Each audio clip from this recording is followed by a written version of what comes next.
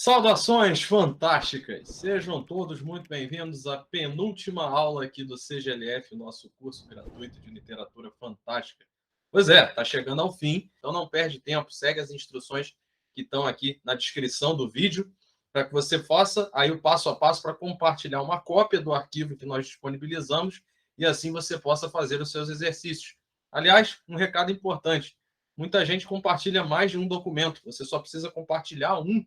Dito isso, nós não vamos perder tempo em relação a essa aula. Vamos entregar logo o conteúdo para que você possa entender o que realmente importa dentro de uma obra literária.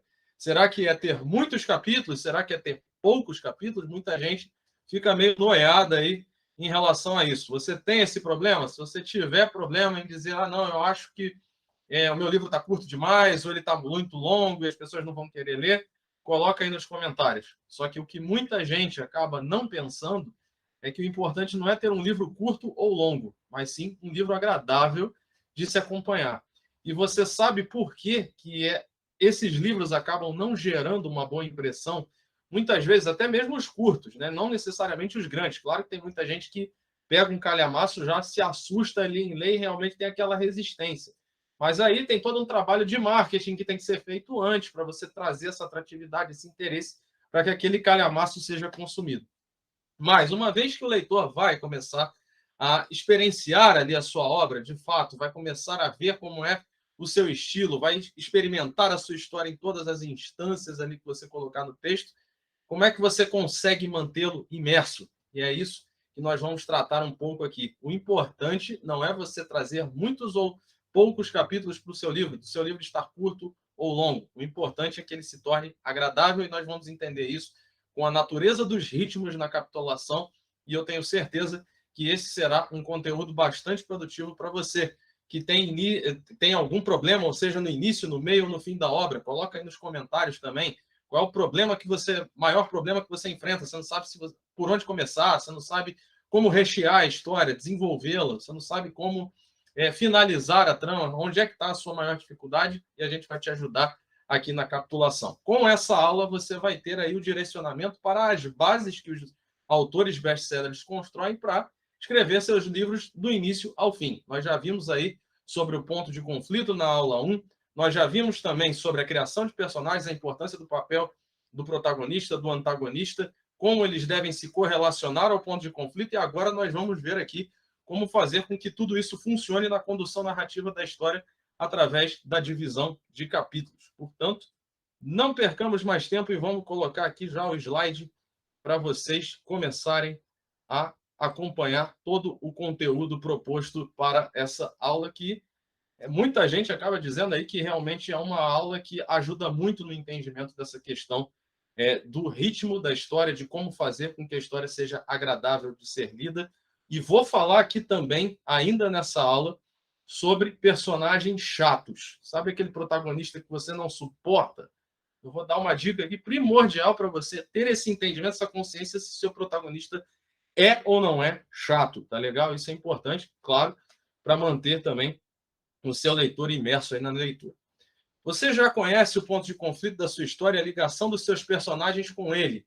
Então, como dividir os eventos do livro? Bom, se você ainda não conhece o ponto de conflito da sua história e ainda não sabe qual é a relação que os personagens com os papéis principais dentro da trama têm em relação a esse ponto de conflito, como eles se interessam pelo ponto de conflito, provavelmente você ainda não fez os exercícios da aula 1 e 2, por isso, de novo, não perde tempo, entrega os exercícios.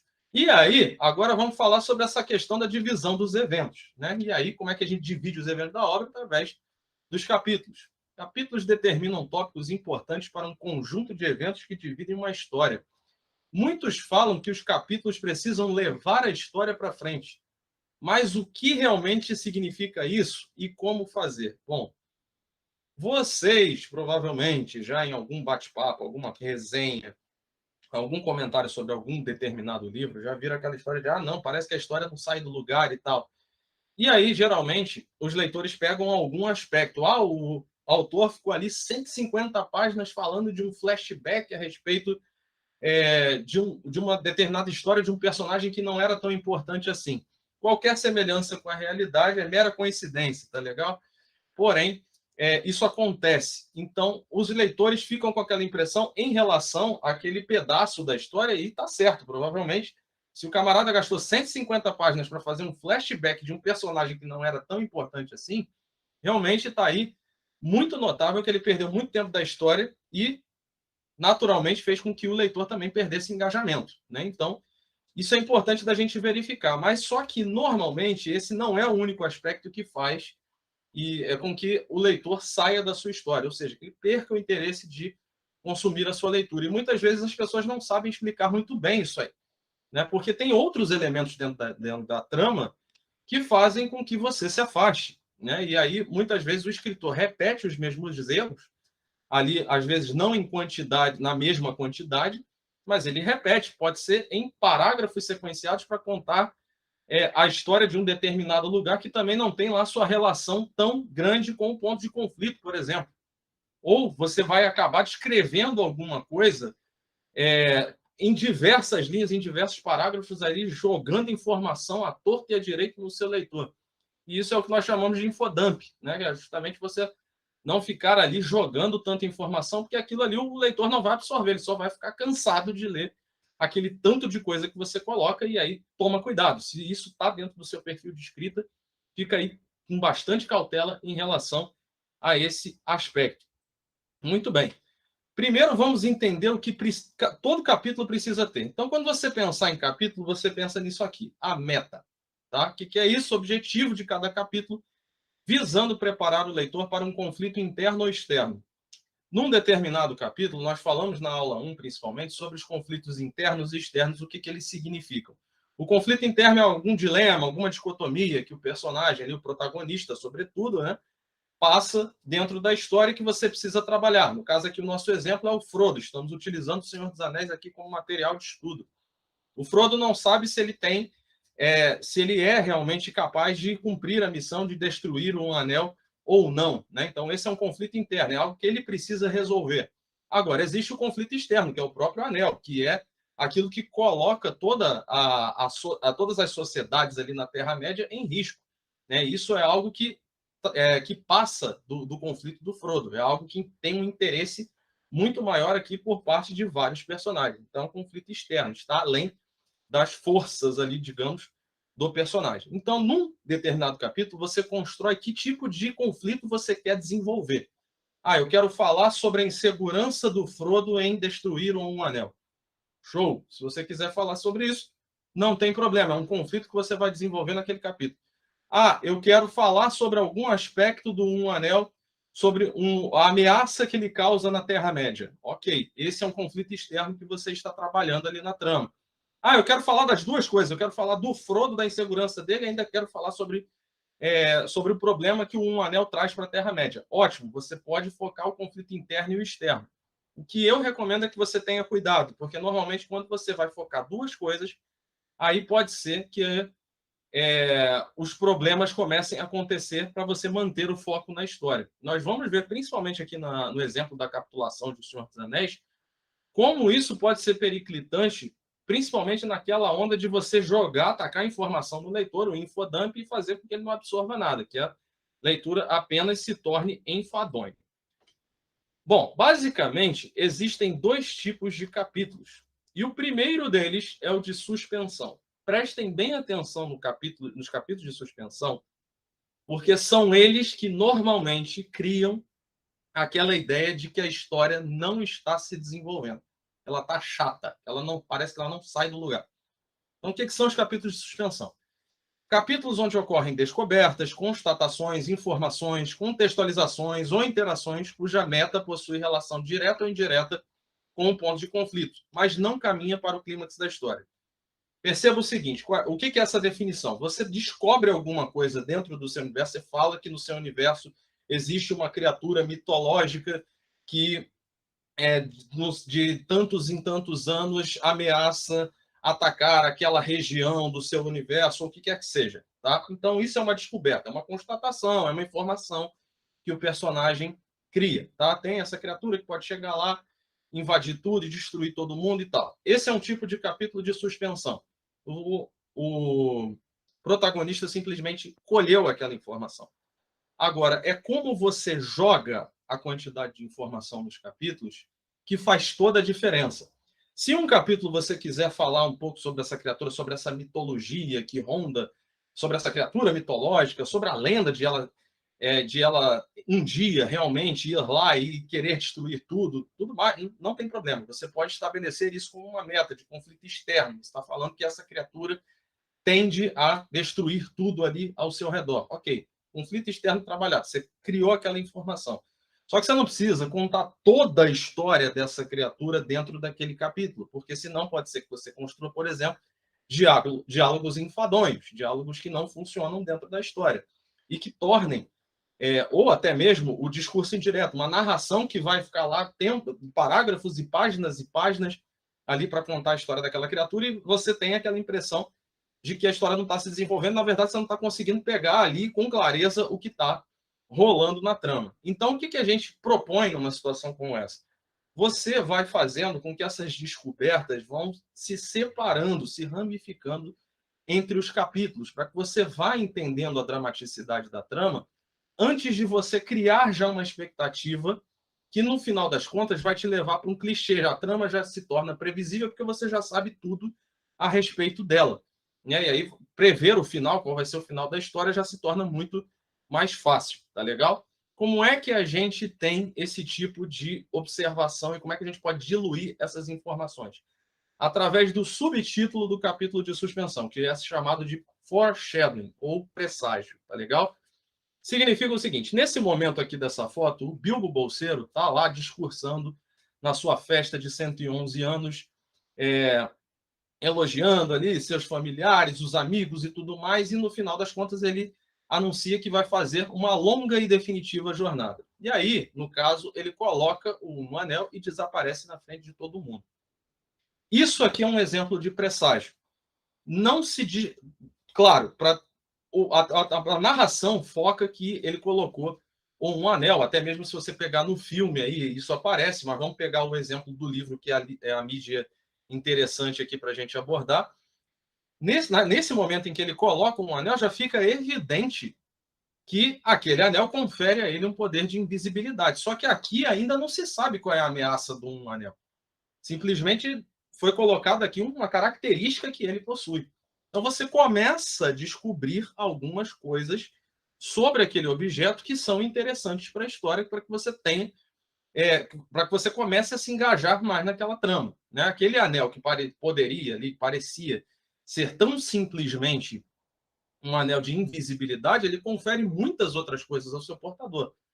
Inclusive a dependência, fomenta a sua ganância, confere longevidade ao seu portador, né, que é o caso do Bilbo. Um hobbit não vive normalmente mais de 100 anos, né, então, e o Bilbo manteve ali a sua aparência, ali, como Gandalf também constata, mesmo depois de tantos anos, né, ali estava parecendo ainda que estava no mesmo aspecto, e naturalmente você já joga algumas informações que vão trazendo no futuro algumas informações para o seu leitor se tocar de que tudo se encaixa.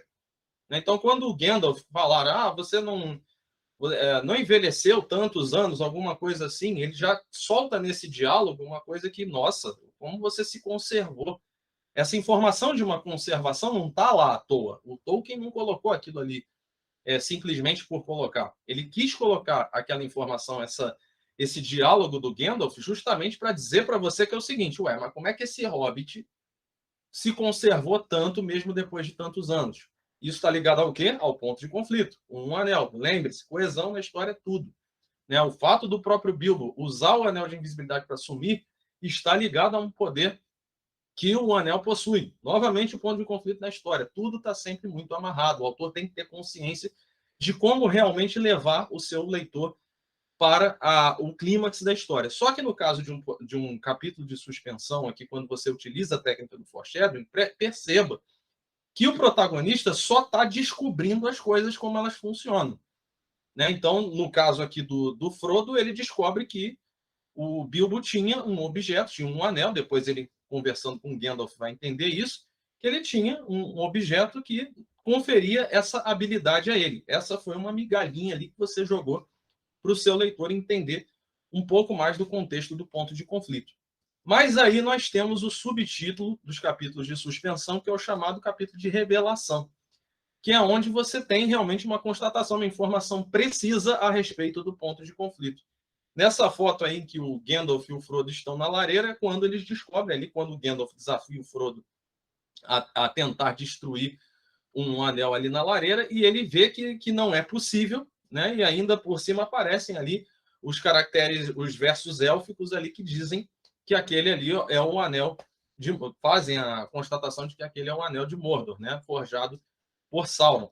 Então, o que acontece é que na revelação você diz alguma coisa sobre, pode ser sobre o ponto de conflito ou algo que leve ao ponto de conflito, mas alguma informação ali está revelada, né? Tem alguma coisa importante que vai ser entregue para o leitor. Agora, o que o presságio e a revelação têm em comum? O protagonista ainda não teve nenhuma atitude para resolver o ponto de conflito. O que eu quero dizer com isso? No presságio, você sabe que o anel confere invisibilidade para o portador, que ele confere longevidade para o portador. Na revelação, você sabe qual é a ameaça que ele representa para toda a sociedade, para toda a Terra-média. Mas ok, você pode continuar lá, o seu protagonista pode continuar deitado lá, sentado no sofá dele. Ah, pô, legal, o anel realmente é muito perigoso e tudo mais, e ele continua lá tranquilamente na sua zona de conforto. Perceba que a suspensão é isso. Você está trazendo informações sobre o seu world building para o seu leitor, né? E, consequentemente, para aquele que vai conduzir a história, que é o protagonista. Só que aí é que é o erro, muitas vezes, dos autores iniciantes. Criam muitos capítulos de suspensão naquela de não, eu preciso explicar a minha história, como é que ela funciona, senão o leitor não vai entender o meu mundo, não vai entender isso, não vai entender aquilo. Calma, calma, calma, pelo amor de Deus. Vocês vão entender já já por que o Senhor dos Anéis tem um problema, inclusive nessa questão de ritmo, de realmente levar a história para frente e, às vezes, até de acelerar a história. E aí que você tem que tomar muito cuidado. Porque nessa de querer falar coisas demais é onde você pode criar um infodump. E aí, acelerando demais a sua história, pode ser que você não tenha mais nada de interessante para descobrir. Você só queira ler para constatar o óbvio. E se você não conseguir escrever capítulos realmente envolventes, com eventos envolventes dentro da sua trama, que levem o leitor a constatar o óbvio no clímax, que dê interesse, que ainda assim, ele já, mesmo que ele já imagine, não, Frodo vai na montanha da perdição e vai destruir um anel. Se você não construir um texto interessante para isso, ele abandona o livro. Tanto é que tem muita gente que tem paciência para ver os filmes. Eu mesmo adoro os filmes. Mas a minha paciência para ler os livros é péssima, né? Justamente porque tem um ritmo impresso aí que não corresponde muito bem. Então, toma cuidado, sobretudo com esse excesso de capítulos de suspensão, que é isso aí que pode levar a sua história para trás e, consequentemente, todo o seu público também perder o interesse na leitura. Aí é que nós vamos para uma coisa aqui que é muito importante, que é o segundo tipo de capítulo, que são os capítulos de ação.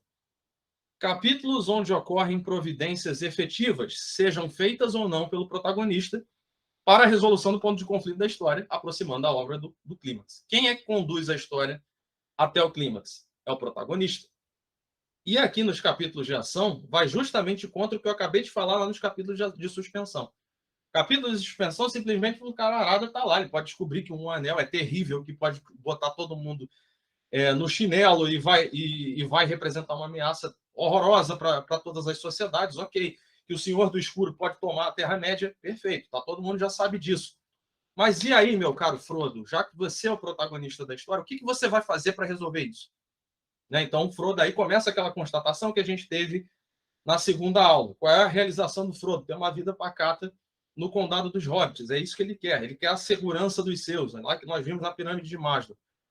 E aí, como é que faz isso? Ele constata que, cara, se eu não der um jeito de destruir essa droga desse objeto, então não vou ter segurança nenhuma. Minha família não vai ter segurança de absolutamente nada.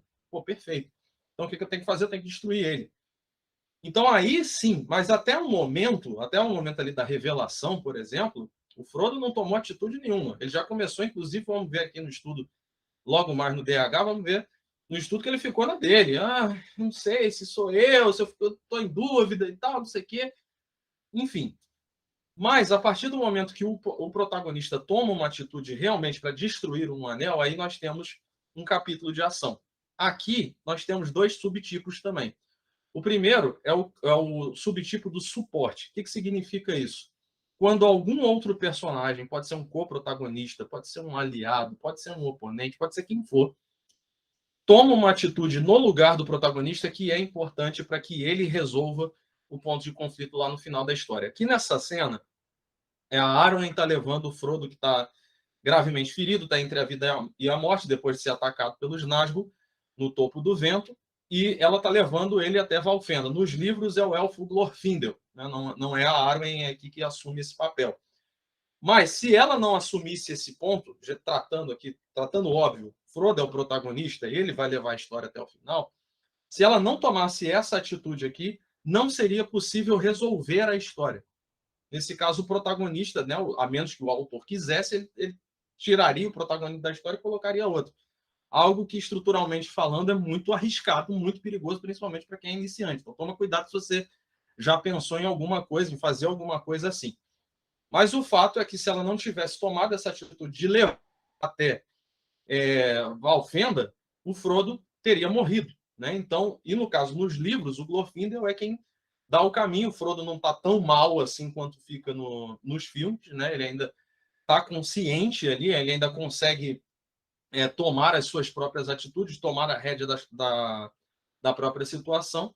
Mas o fato é que, se não fosse por um personagem externo, dando esse suporte para o protagonista, ele não conseguiria a ação final. Então, algum outro personagem precisa tomar uma atitude para que o ponto de conflito possa ser resolvido. No caso aqui, que um anel possa ser destruído.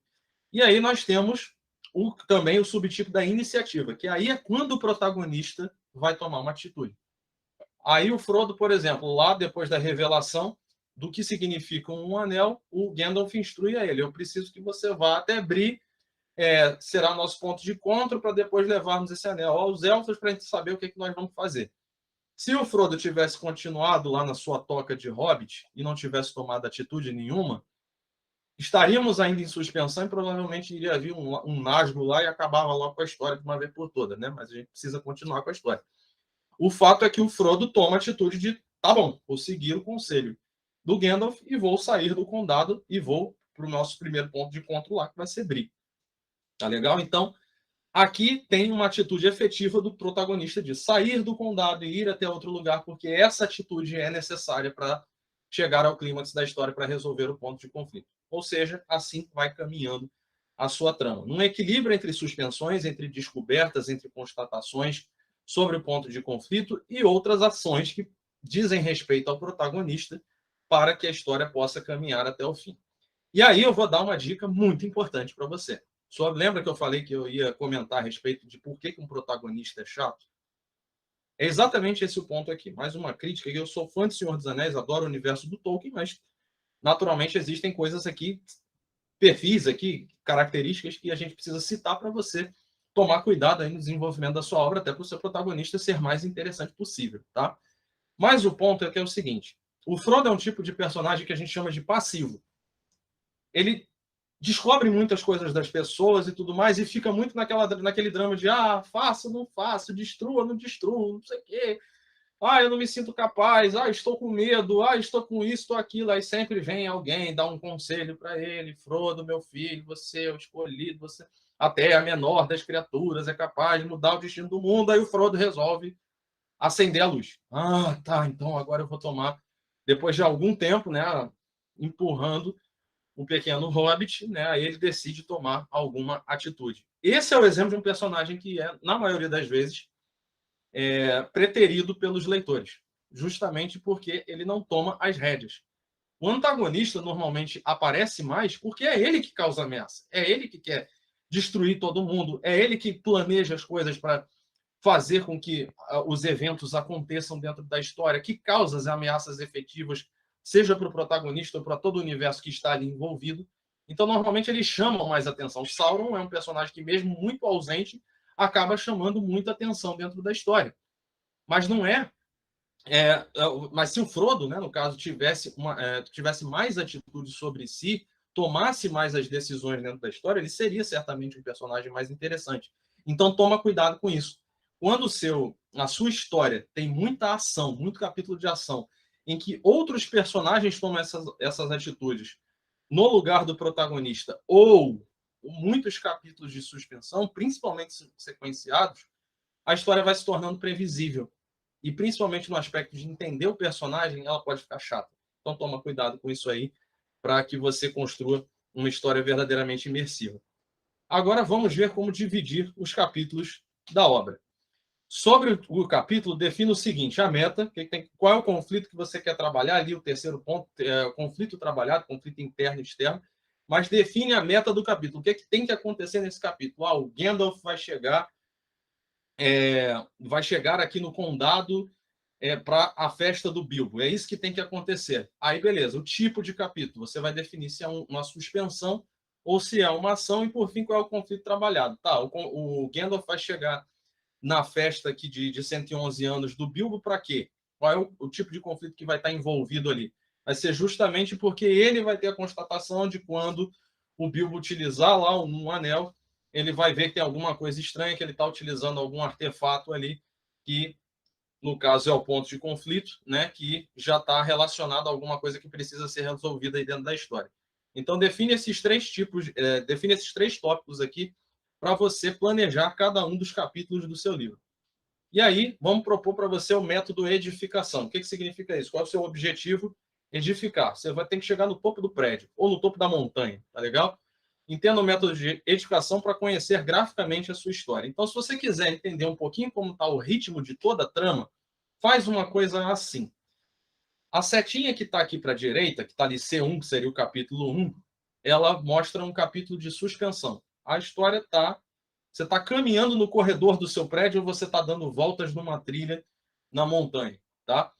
E o capítulo de ação, ele é justamente ao contrário. Você sobe um andar. Julgando que nosso objetivo é chegar no topo, né? Então, o capítulo de ação é o que leva a história para frente, efetivamente.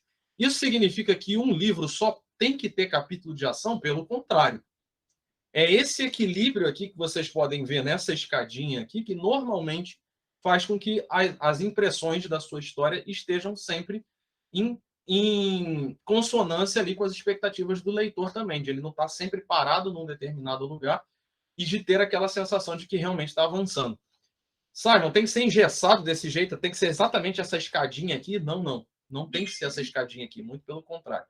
O que você precisa fazer essencialmente dentro dessa história, dessa perspectiva aqui de história, é que você tem que entender como é que está o ritmo. Por exemplo, você pode botar 2 capítulos de suspensão. O capítulo 1 e o capítulo 2 poderiam ser suspensões.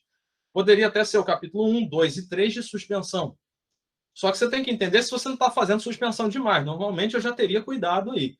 Normalmente colocaria 2 de suspensão ali, 1 de ação para equilibrar um pouco a coisa, para deixar mais o protagonista, dar mais movimento para o protagonista, né? Principalmente para o aspecto da resolução da história. Então pensa nesses aspectos. Não precisa ser engessado, uma escadinha perfeita como essa, mas pensa se você não está exagerando e se a meta do seu capítulo realmente é uma suspensão ou ação. É isso aí que vai definir, e se o conflito trabalhado dentro da sua história também, se vai definir realmente que aquele capítulo está levando ou não a história para frente. Evite sempre os excessos, eles podem arruinar o ritmo da sua história. Eu espero que você tenha entendido que aqui, principalmente, o propósito dessa aula é mostrar para você que tudo se refere ao ritmo que o seu capítulo, ou que os seus livros vão imprimir através dos capítulos, tá? Então, se você consegue coordenar bem isso aí, a história vai ficar bem bacana. Uma capitulação equilibrada seria mais ou menos isso aqui, né? O que nós mostramos ali na escadinha, onde você tem uma divisão ali entre capítulos de suspensão e capítulos de ação. Agora, o que seria uma suspensão exagerada? Seria isso aqui, ó.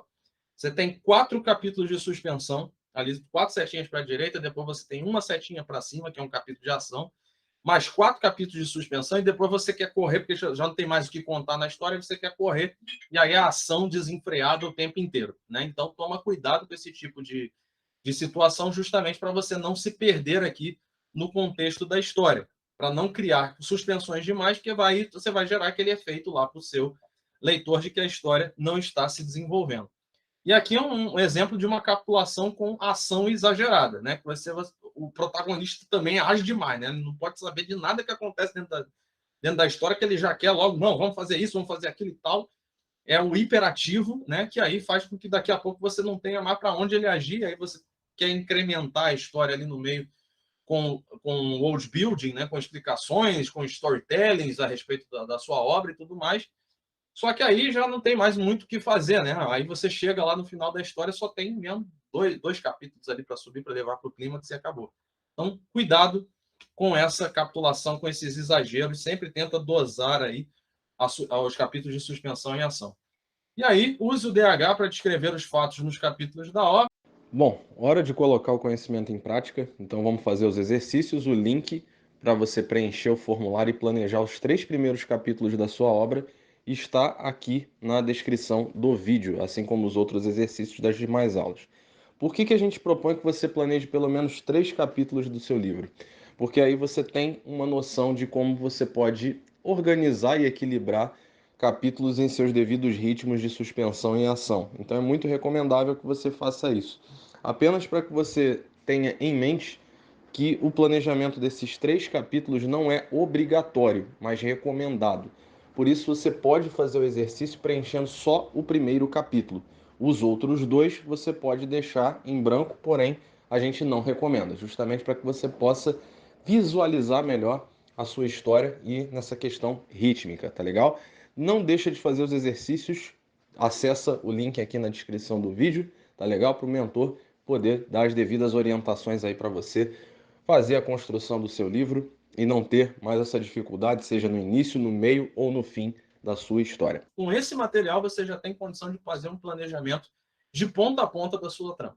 Tá legal? Você assim já consegue saber exatamente quais são os passos mais importantes para que você possa escrever seu livro do início ao fim. Só que a verdadeira jornada começa na escrita. Por isso, na última aula aqui do CGLF, nós vamos falar sobre a consciência narrativa. Você vai entender que escrever é muito mais do que simplesmente colocar frases no papel ali instintivamente conforme as ideias surgem. Não se trata disso. Você vai entender que os autores best-sellers, eles conhecem muito bem o motivo de cada frase que eles estão colocando ali. E, mais importante, na última aula amanhã, vamos apresentar a melhor oportunidade aqui do país para você ter seu livro publicado 100% financiado e divulgado por editora. Por isso, não perca, porque, sem dúvida alguma, é a aula mais longa aqui do nosso curso, porém, é a que mais vale a pena, sem dúvida alguma, para que você possa fortalecer as suas técnicas de escrita. E eu vou ficando por aqui. Um grande abraço, vejo vocês na jornada. Muito obrigado, como sempre, pelo carinho, pelos elogios, tanto a mim quanto a equipe. É sempre muito bacana estar aqui compartilhando conhecimento com vocês. Tchau, tchau.